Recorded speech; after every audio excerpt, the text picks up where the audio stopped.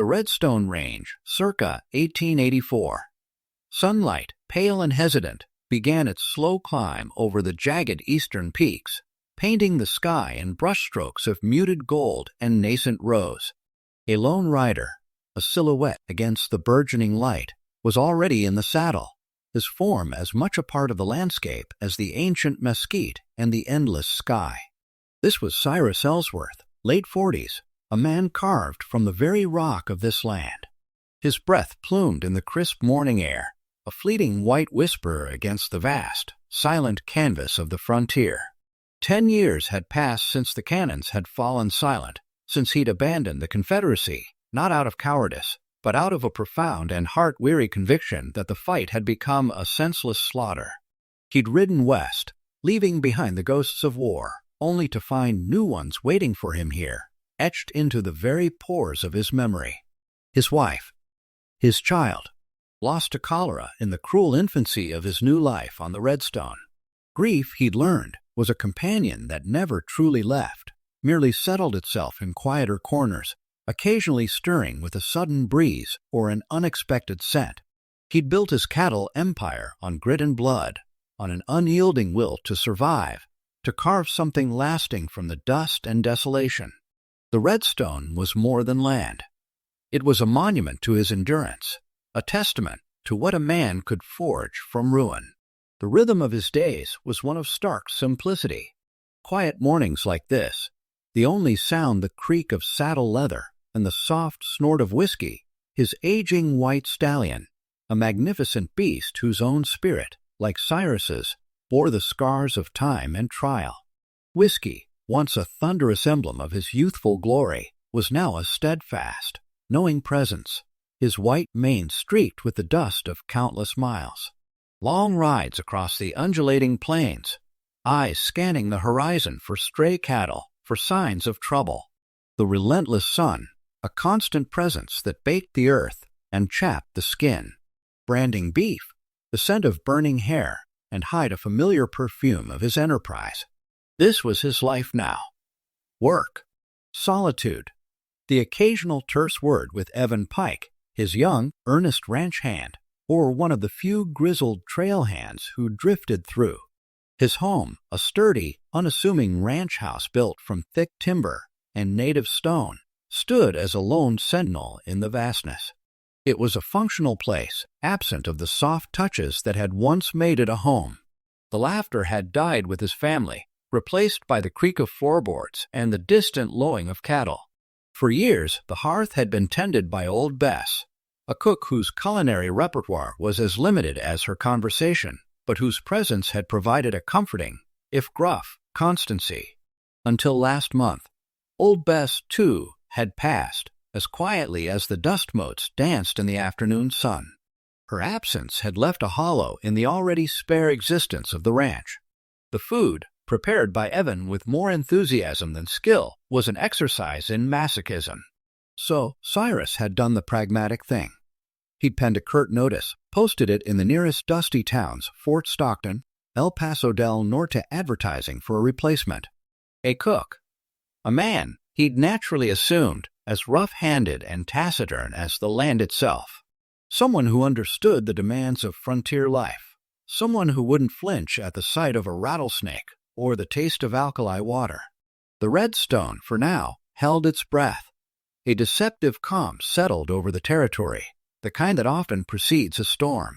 But even as Cyrus rode, unaware of the upheaval churning towards his isolated world, a new threat was gathering. Far to the east, steel rails were stretching west, whispering of progress, of change. And with them came men who saw only profit, not promise, in the wild, untamed beauty of the Redstone Range. Men like Silas Dunley and the Santa Vista Railroad Company. He would soon discover that the piece, so painstakingly carved from sorrow and sweat, was merely the stillness before the thunder. The supply coach, a lumbering contraption of wood and iron, raised a plume of redstone dust as it rumbled to a stop before Cyrus Ellsworth's ranch house. Cyrus, emerging from the barn, wiped a smear of grease from his hand with a rag, his gaze fixed on the vehicle. He expected a new cook, a man like any other trail cook he'd known, a grizzled, taciturn, smelling of campfire smoke and stale coffee. Instead, what stepped down from the coach made Cyrus pause, his hand freezing mid-wipe. First appeared a pair of small, worn boots, followed by a neatly patched dress and a slender figure. Then, a woman, her face framed by a simple bonnet, a travel-stained but resolute expression on her features. And after her, clutching a worn satchel, a boy, no older than 10, his eyes wide and curious, taking in the sweeping expanse of the ranch. Cyrus's stoicism, usually an impenetrable fortress, developed a tiny crack. A woman and a boy. His advertisement, he recalled, had merely stated, "Cook wanted." It hadn't specified gender. He cursed inwardly for the oversight. This was a man's world, particularly this remote corner of it. A woman and a child. It was an impracticality, a vulnerability he couldn't afford. The woman straightened, adjusting the boy's satchel as she surveyed the ranch with an unnerving calm. Her gaze met Cyrus's, unwavering. There was a quiet strength in her eyes, a resilience that hinted at trials endured. "Mister?" she asked, her voice clear, though tinged with the dust of the road. Cyrus nodded, his brow furrowed. "That'd be me, ma'am. Jane Whitmore," she replied, stepping forward, the boy hovering just behind her. "And this is my son, Eli." Cyrus glanced from her to Eli, then back to Jane, a silent question in his eyes. "A cook, ma'am, not a family. This is hard country." His tone was clipped, not out of malice, but from a deep-seated conviction born of bitter experience. Jane's chin lifted infinitesimally. "I am quite capable, Mr. Ellsworth. I've cooked for a logging camp. I've managed a schoolhouse. And my son," she placed a hand gently on Ellie's shoulder, "is no burden." Before Cyrus could formulate a rebuttal, the stage driver, a burly man named Jeb, interrupted. "Paid in full for the trip, Cyrus." They hitched a ride from El Paso. Jeb winked, then climbed back onto his perch, the coach rumbling away, leaving Cyrus, Jane, and Eli standing in the red dust. Cyrus was left with an impossible situation. With the coach gone, they were stranded. He couldn't simply turn them away, not in this wilderness. He sighed, a rare concession to his frustration. "All right, ma'am. Come on in. We'll talk." Jane offered a small, unreadable smile and gestured for Eli to follow. As they walked towards the ranch house, Cyrus's mind raced. He'd posted for a cook, a faceless pair of hands. Instead, he had Jane Whitmore, a widowed schoolteacher, and her inquisitive son. The immediate ripple of this unexpected arrival was felt moments later when Evan Pike, emerging from the bunkhouse, gawked openly. "Looks like it, Evan," Cyrus grunted, pushing open the ranch house door. The house, usually silent save for the wind, suddenly seemed to shrink around them. Jane surveyed the austere living room, her gaze lingering on the dusty mantelpiece, on the vacant spaces that spoke of absence. Eli, meanwhile, was already peering curiously at a worn saddle leaning against the wall. As the afternoon wore on, while Jane set about examining the sparse pantry, a different kind of news arrived, carried on the wind, and then confirmed by a rider from the nearest settlement.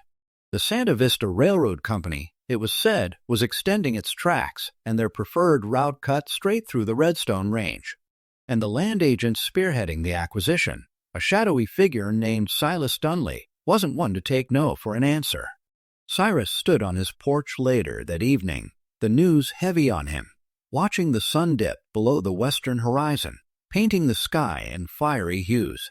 He had carved this land from nothing, rebuilt his life here after losing everything. He would not sell, but the arrival of Jane and Eli suddenly seemed less an inconvenience and more a profound complication. The Redstone, calm just hours before, now felt like a keg of gunpowder, and he had a terrifying premonition that the fuse had just been lit. The quiet life, he realized, was over. The quiet hum that had undergirded the Redstone Range for years began to fray, replaced by a growing dissonance. News of the Santa Vista Railroad Company's westward advance wasn't just talk carried on the wind. It was solidifying into a tangible threat. Whispers in dusty saloons and general stores transformed into outright pronouncements. Silas Dunley, the railroad's smooth-talking land agent, had begun making his rounds. He wasn't subtle. His offers were generous, but his words carried an unspoken weight, a promise of swift and unpleasant consequences for those who refused. Dunley embodied the new breed of frontier opportunist, well-dressed and articulate, a far cry from the raw-boned pioneers, yet with a predatory glint in his eye that signaled danger. He spoke of progress, of bringing the modern age to this wild expanse, but his ambition reeked of greed. Cyrus Ellsworth watched from a distance, wary. The land agents came and went, with their grand propositions and their deceptive smiles. He had faced down droughts, stampedes, and rustlers. But this was different. This was organized, backed by an unseen power, a force of metal and money. He had stated his position clearly. He would not sell. The Redstone was his legacy, etched in his blood and sweat. It was the only real thing left to him, a promise to the departed. When Dunley's well-dressed envoy finally called at the Ellsworth Ranch, the conversation was brief and to the point. Cyrus's refusal was delivered with the same unyielding resolve with which he faced down a rogue bull. "Mr. Ellsworth," the envoy had begun, his voice slick with feigned cordiality. "The Santa Vista Railroad understands your attachment to this land. But progress, sir, is inevitable." Cyrus had simply stood, broad shoulders squared, a silent wall of defiance. "This land ain't for sale." The envoy's smile had tightened, a flicker of something colder shining in his eyes. "A pity. Opportunities like this, they don't come twice. And refusals, Mr. The complications, didn't take long to manifest.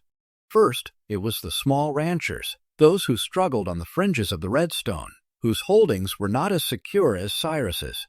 A fence mysteriously cut, cattle wandering off, only to be found in canyons too deep to retrieve.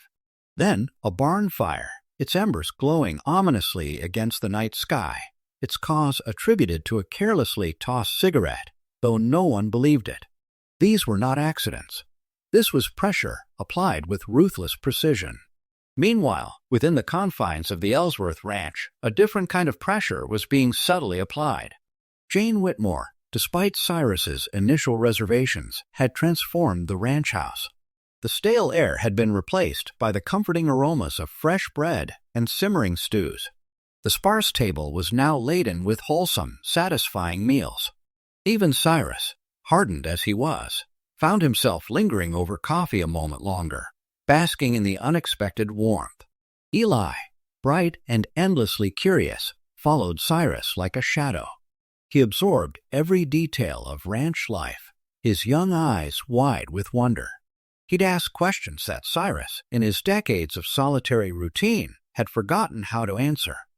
Mr. Cyrus would find himself, much to his own surprise, explaining the intricacies of tracking, the resilience of prairie vegetation. He'd catch himself almost smiling. Jane, too, brought an unfamiliar presence. She didn't shy away from Cyrus's distant nature. Instead, she moved around it, offering quiet observations, a comforting presence that didn't demand engagement but merely offered it. She saw past the stoic mask to the man haunted by loss. She didn't press, didn't pry, but her gentle presence slowly began to erode the walls he had meticulously built around his heart. One evening, after Eli had fallen asleep, Jane sat across from Cyrus, sipping tea. "Something weighs heavy on you, Mr. Ellsworth," she observed quietly. "More than just the ranch worries." Cyrus grunted, preferring silence to confession. "This land. People try to take it. And you stand against them," Jane said, not a question, but a statement of understanding. Her words, simple yet profound, seemed to chip away at his carefully constructed defenses. He almost spoke, almost shared the weight of the past that chained him. But then, the memory of loss, sharp and cold, returned, pushing the words back down. To allow warmth in, to allow connection, was to invite vulnerability, to risk another devastating loss. He pushed her away, not with words, but with a renewed withdrawal into his customary silence. The railroad's shadow grew longer, darker. The atmosphere in the nearest settlement, Redstone Creek, was thick with apprehension. Farmers and small ranchers, seeing their neighbors' tragedies, started to waver.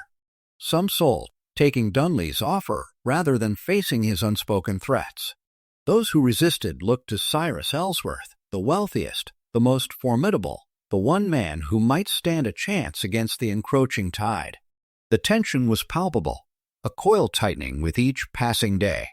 The railroad's shadow, once an abstract threat, began to take on a tangible form of aggression.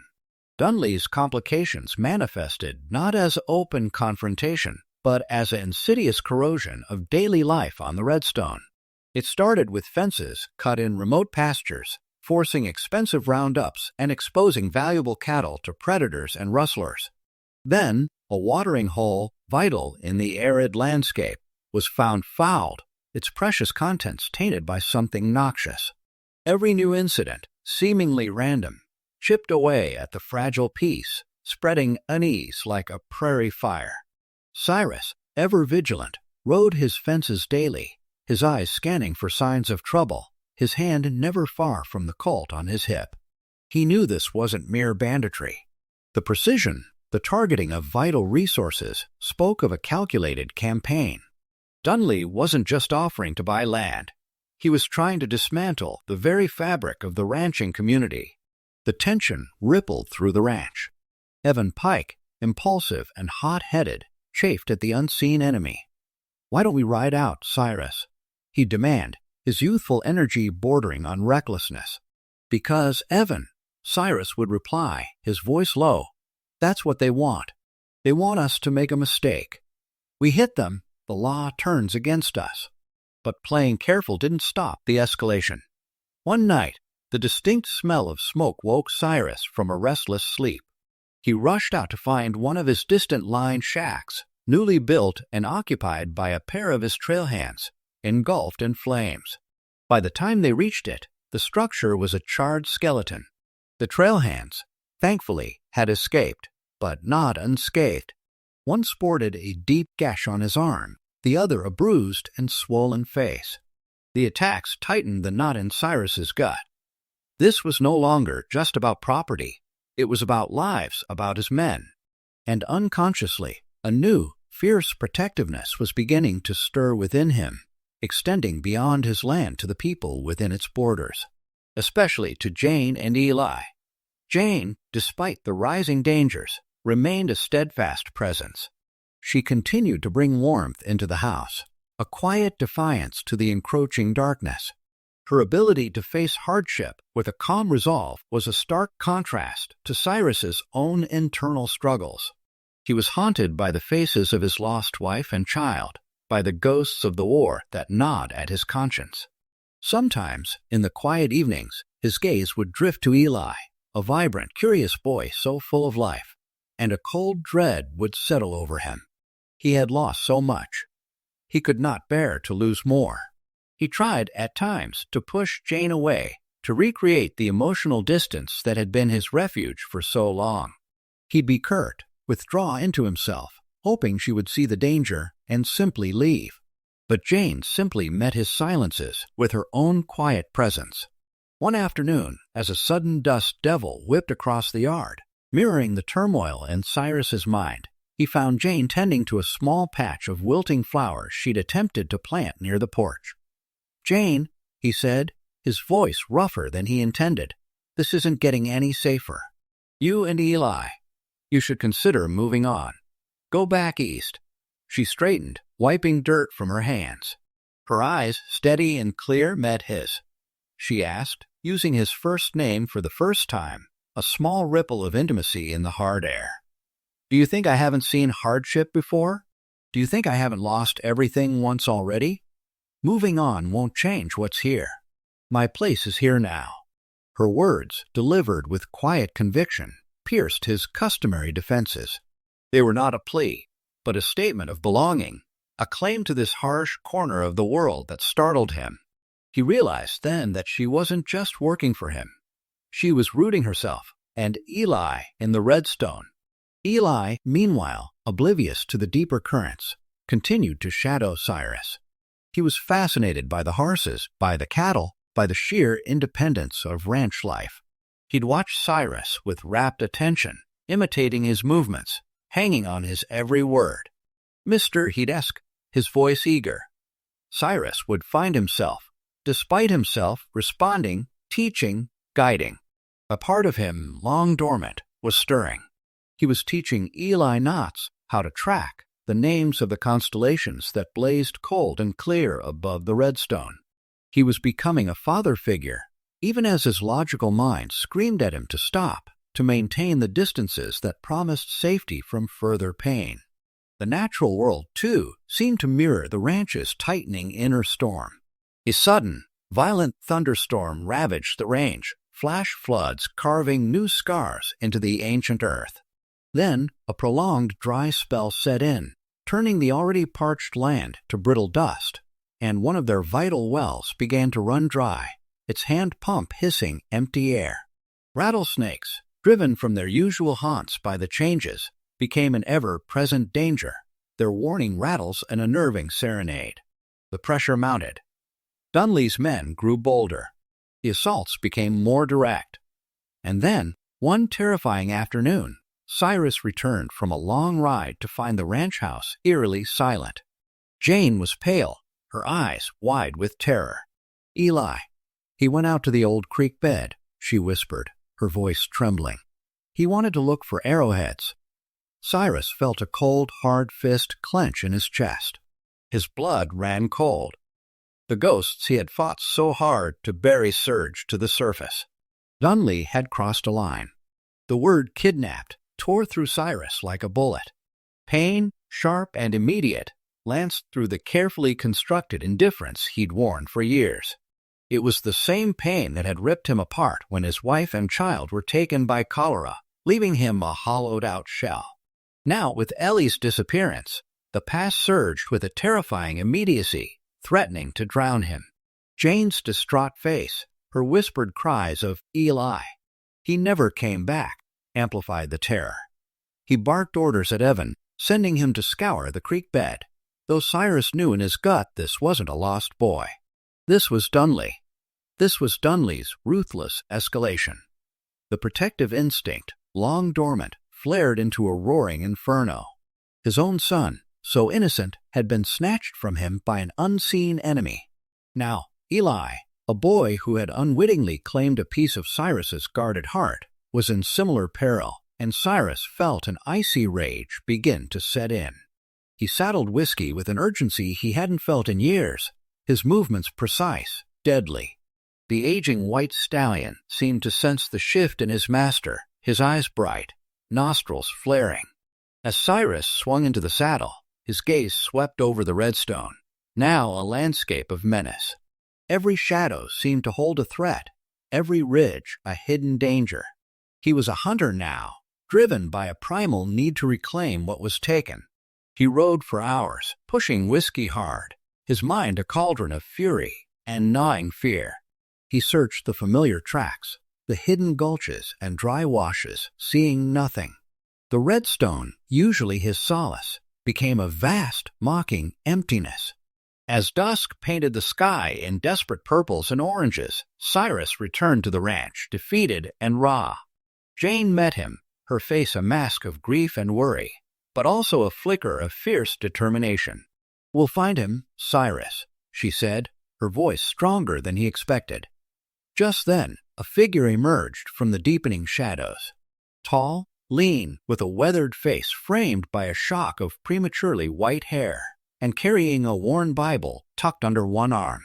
His eyes, though shadowed, held the unmistakable glint of an old, dangerous fire that had been banked but never extinguished. "Looks like you might be needing a little faith, brother," the man said, his voice a low rumble, surprisingly gentle given his formidable presence. Cyrus dismounted slowly, his eyes narrowing. "Thorn? Preacher Thorn?" "Word travels," Thorn replied, a faint, knowing smile playing on his lips. "Heard a storm was brewing around Redstone, and figured my old companion might need a hand batting down the hatches." "Thorn," The man known as Preacher was a ghost from Cyrus's own past, a fellow ex-Confederate who had walked away from the war, though for different reasons. Thorn had traded his gun for a Bible, vowing to live a life redeemed, but Cyrus knew that beneath Thorn's spiritual veneer, the instincts of a skilled, lethal gunslinger remained. He was a man who understood the language of violence and the desperate measures that sometimes called for it. Cyrus explained the situation in clipped, harsh tones, the raw edges of his fear showing through. Thorn listened, his expression growing grim. "Dunley," he mused, a dangerous edge creeping into his voice. "Seen his type before. Men who think money makes them above God's law." Cyrus, normally a man who relied only on himself, found a flicker of hope in Thorn's presence. This man knew the dark corners of humanity, understood what it meant to fight when everything was on the line. "They'll want to force your hand, Cyrus," Thorn said, his gaze fixed on the distance. "Make you sell. They won't hurt the boy, not directly. Too much evidence. They'll keep him scared, hungry." And Thorn was right. The next morning, a lone rider, one of Dunley's enforcers, rode up to the ranch, not venturing too close, and dropped a crudely tied message rock to the ground. The note, scrawled on rough paper, was blunt. "Sign the deed." Rage surged through Cyrus, but Thorn laid a calming hand on his arm. "Easy, friend. This ain't just a show of force. It's a weakness. They've gone too far." "God ain't here, Thorn," Cyrus bit out, the weariness of the past days catching up to him. "Only Dunley. Perhaps not in person, but his judgment is. And sometimes, Cyrus, it needs a hand to mete it out," Thorn replied, his eyes gleaming with a conviction that Cyrus, even in his despair, recognized. "We need to find Eli first. Then we deal with Dunley." As they discussed strategies, another thought struck Thorn. "You mentioned Dunley wants the survey right of way for the railroad. That means they're cutting a new path. Are you certain your land grants are ironclad?" Cyrus frowned. He'd inherited the Redstone lands, relying on the deeds passed down through the decades. He hadn't thought to question their validity. "Might be worth a look," Thorn suggested. "Sometimes these rascals cut corners. Maybe there's a forgotten piece of paper that could turn their whole scheme on its head." Cyrus, a flickering spark of hope ignited by Thorn's words, nodded. He knew where his older deeds were kept, tucked away in a dusty strongbox. A slim chance, perhaps. But with Ellie's life hanging in the balance, a slim chance was all he had. The ghosts of his past war, the guilt of his perceived failures, suddenly seemed less overwhelming than the immediate, searing need to save Eli, to prevent another innocent life from being lost on his watch. Deep in the dusty recesses of Cyrus's study, a room rarely disturbed from its silent sentinel over the Redstone, Thorn and Cyrus hunched over a heavy, leather-bound strongbox. The scent of old paper and dust motes filled the air, a testament to decades of forgotten documents. Cyrus, his fingers stiff from anxiety and a lifetime of hard labor, fumbled with the clasp. Thorn, patient as a mountain, merely watched, his presence a quiet strength. "My grandfather always said there were old papers," Cyrus muttered, pulling out bundles of yellowed deeds and brittle land grants, "but I never paid them much mind. My claim's always been clear." "Aye," Thorn nodded. "But clear to whom?" Bureaucrats sitting cozy in their city offices often have a different kind of clear. They sorted through parchment after parchment, some in faded English, others in a looping, elegant Spanish script. Hours passed, marked only by the shifting light outside and the growing pile of irrelevant documents on the floor. Hope, fragile as dried leaves, began to wane. The emotional toll of Ellie's absence, coupled with the relentless pressure from Dunley, weighed heavily on Cyrus. He'd lived a life defined by loss, and the thought of another, especially a preventable one, was a crushing burden. Just as Cyrus was about to give up, shoving a final bundle back into the strongbox in frustration, Thorn's hand shot out. "Hold on there, friend." He pointed to a particularly brittle, dark, stained document, tucked almost invisibly beneath a stack of cattle invoices. Cyrus unfolded it carefully. The paper crackled with age, and the ink had faded to a sepia whisper. It was in Spanish, adorned with an elaborate seal, mostly obscured by time and damp. Thorn, surprisingly, could read enough of the ancient script to make out key phrases. His brow furrowed, then lifted in a slow, triumphant arc. "Well, I'll be. A Spanish land grant. Old. Very old. Predates any of your grandfather's claims, Cyrus. And it looks like it covers a significant portion of this range." Thorn paused, his eyes gleaming. "And what's more, this grant was never properly extinguished. Just forgotten." Cyrus stared, bewildered. Thorn grinned, a rare, almost mischievous expression. "It means, my friend, that Dunley's Railroad has no legal claim to build on this land without a new negotiation. Not with you, but with the rightful heirs of this deed." "But it's in Spanish," Cyrus said, still grappling with the revelation. "Doesn't make it any less legal if it was properly recorded," Thorn countered, "and if it was never legally superseded. This could throw a wrench in Dunley's whole operation. Railroads thrive on speed and clear titles. A disputed, ancient Spanish claim? That's years of litigation, court battles, and a whole heap of headaches for their investors." The discovery ignited a spark in Cyrus's weary soul. This wasn't just a simple deed. It was a potent weapon. It wouldn't bring Eli back instantly, but it offered a path to justice, a way to dismantle Dunley's ruthless scheme without resorting to outright lawlessness, something Cyrus's principled nature still recoiled from, despite the provocation. The plan formed quickly, Thorn's strategic mind working in tandem with Cyrus's intimate knowledge of the local community. They couldn't just present the deed to Dunley. He'd simply dismiss it, hide it, or crush it.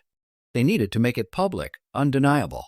They needed to expose Dunley's tactics, and this deed was the key. The local church hall in Redstone Creek, though small and humble, served as the unofficial community meeting place. It was decided.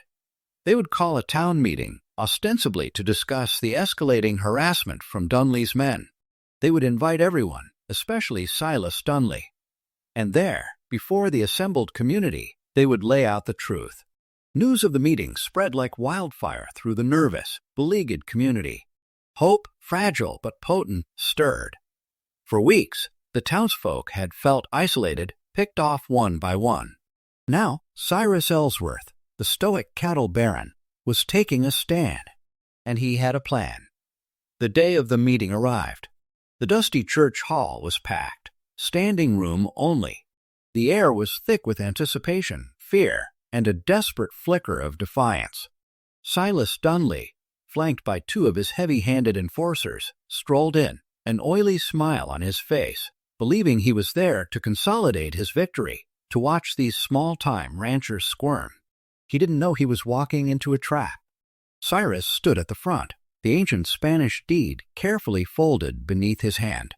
He looked out at the faces, the worried farmers, the grizzled prospectors, the few remaining small ranch owners, and in the front row Jane, her face etched with worry for Eli, but her eyes resolute. He held her gaze for a moment, a silent promise passing between them. The immediate goal was clear: get Eli back, but the larger purpose, revealed by that forgotten deed, was to protect not just his own land, but the land of every struggling soul in the Redstone Range. This was no longer just about Cyrus Ellsworth's empire. It was about preventing Dunley from laying waste to an entire community. The pieces were falling into place. The confrontation was set. And as for Eli, who was undoubtedly terrified and half-starved in some desolate shack, his imminent recovery was the only thing that mattered to Cyrus now. The protective love, long buried, had not only resurfaced, but it had irrevocably changed him. The air in the Redstone Creek Church Hall was thick with nervous tension and the scent of coal oil lamps. Silas Dunley, resplendent in his bespoke suit, an incongruous figure in the dusty frontier meeting, leaned back in his pew, a smirk playing on his lips. He watched Cyrus Ellsworth approach the makeshift pulpit, an aura of quiet authority emanating from the cattle baron. Dunley was confident. These simple folk couldn't possibly stand against the Santa Vista Railroad. Cyrus, his face grim, cleared his throat. He recounted the escalating incidents, the cut fences, the poisoned wells, the burned barns, the beaten men. A murmur spread through the crowd, many nodding, some whispering their own tales of hardship. Then Cyrus looked directly at Dunley. "And the root of this aggression sits right here amongst us. Silas Dunley, agent of the Santa Vista Railroad, believes he can bully us off our land." Dunley chuckled, a theatrical, condescending sound. "Now, see here, Mr. Ellsworth. I'm simply offering fair compensation for land the railroad needs for progress. It's a generous offer." Thorne's voice, a sudden, resonant boom, cut through the hall. He stepped forward, the ancient Spanish deed unfurled in his hands, its brittle parchment glowing faintly in the lamplight. "What's reasonable about kidnapping a 10-year-old boy, Mr. Dunley?" A gasp went through the crowd. Dunley's face froze, his smirk vanishing instantly. His eyes darted to his two enforcers, who shifted uneasily. "Ah, yes," Thorne continued, his voice now like a preacher's, full of controlled fury. "The boy, young Eli Whitmore. Last seen being taken by men who work for you, Mr. Dunley. A tactic, I reckon, to force Mr. Ellsworth here to sell his land." He held up the document. "This, folks, is a Spanish royal land grant, hundreds of years old, and it predates any of your fancy railroad surveys, Mr. Dunley. It indicates that the Redstone Range, specifically the land declared for your right-of-way, was never properly acquired by the modern government. It falls under ancient claims that have never been legally extinguished. Which means, Mr. Dunley, your railroad has no claim." Dunley sprang to his feet, his face red with fury. "This is madness. A forgery. Some old, useless piece of paper." He pointed at Cyrus. "You think a piece of paper and a kidnapped brat will stop the Santa Vista? The mistake has been yours." "Dunley," Cyrus said, his voice flat, dangerously calm. "You have threatened our homes, you have attacked our people, and you have dared to lay hands on an innocent child." As if on cue, the doors to the church hall swung open, and Eli, pale and weak, but alive, stumbled into the room. Jane, with a cry, rushed forward and enveloped him in a fierce embrace. Eli looked up, his eyes meeting Cyrus's, a silent promise exchanged. Cyrus had kept his word. Eli was back. The sight of the boy galvanized the community. Their fear turned to righteous anger. Dunley's men, seeing the tide turn, tried to slip out, but the angry townsfolk, emboldened by the truth and Ellie's return, blocked their path. The trap was sprung. Dunley, cornered, glared at Cyrus. "You think this changes anything?" "No," Cyrus said, his gaze unwavering. "But we can stop you. Your little scheme is over, Dunley. Eli is back, and your illegal actions have been exposed. Now you can leave the Redstone and never set foot here again." Dunley, seeing the glint in Cyrus's eyes, the collective outrage of the crowd, knew he was beaten for now. He snarled, then pushed past the hostile faces, his two enforcers scrambling to follow. He would retreat, but Cyrus knew this was not the end. Dunley would not forget this humiliation. As the meeting dispersed, a renewed sense of defiance filled the Redstone. The Spanish deed, now publicly acknowledged, was a shield, but Ellie's recovery was the true victory, the moment Cyrus finally lowered his emotional defenses. The near death of the boy had awakened a protective love he thought buried with his own son, a love that transcended memory and resurrected hope. He was no longer just the stoic, wounded baron. He was a protector, a guardian, a man reclaiming his humanity alongside his identity as steward of this land and its people. The quiet moral courage that Thorne had always seen in him had finally fully emerged. The Redstone, bathed in the light of the setting sun, felt less like a tomb of memories and more like a land of new beginnings. Smoke still lingered on the morning air, a phantom of the dawn's confrontation. Dust, stirred by the hoofbeats of scattering horses, slowly settled back onto the Redstone Range. Dunley's hired bushwhackers, those who hadn't fled into the night, had vanished, their will broken. The silence that followed the explosive ambush was profound, a vast, empty canvas on which a new beginning could be painted. Cyrus stood over the chasm, the rising sun casting long shadows behind him. He looked down into the dark, silent depths where Silas Dunley had fallen. There was no triumph in his gaze, no exultation, only a grim, weary satisfaction that justice, swift and brutal, had been delivered. This was the prairie's law, not the law of the cities, but a law carved from necessity and survival. Thorne, his face impassive, joined him. "It's done," he said, his voice quiet. "The seed of evil is rooted out." Cyrus only nodded, his eyes scanning the horizon. The fight was over. The land was safe. But the journey had changed him, stripped away layers of grief and self-imposed isolation, revealing the man beneath. The love he had rediscovered for Eli, the quiet strength he found in Jane's presence, had reshaped his world. Back at the ranch, a sense of cautious relief settled over them. Eli, though still a little pale, was recovering, his inquisitive spirit slowly returning. Jane tended to him with a quiet grace, her eyes occasionally meeting Cyrus's, a knowing glance that spoke volumes without words. The community, once fragmented by fear, began to coalesce. News of Dunley's demise and the Spanish deed spread quickly, revitalizing the spirit of the small ranchers. Cyrus didn't keep the Spanish deed for himself. The meeting in the church hall had solidified his new understanding of stewardship. The Redstone, in truth, belonged to all who lived and worked on it.